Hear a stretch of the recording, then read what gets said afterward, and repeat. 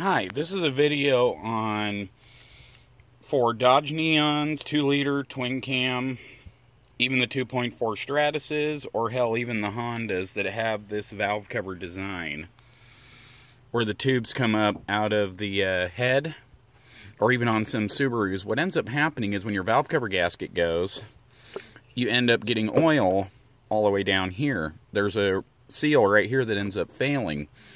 Now, usually it'll come up as either misfire cylinder 1, 2, 3, or 4, or to pull up a multiple misfire. You know, obviously you want to check everything out, make sure your fuel pump is good, check the compression. But the first thing I always check on these Neons in any vehicle with this design is make sure there's no oil in the spark plug tubes.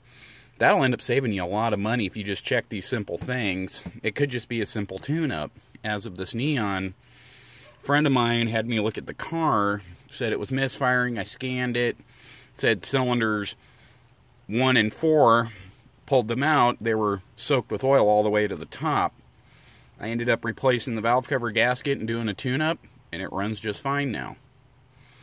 But this is just a basic video on if you have misfires and you can't figure it out, check the obvious stuff first. Check your plugs if you have a style like this.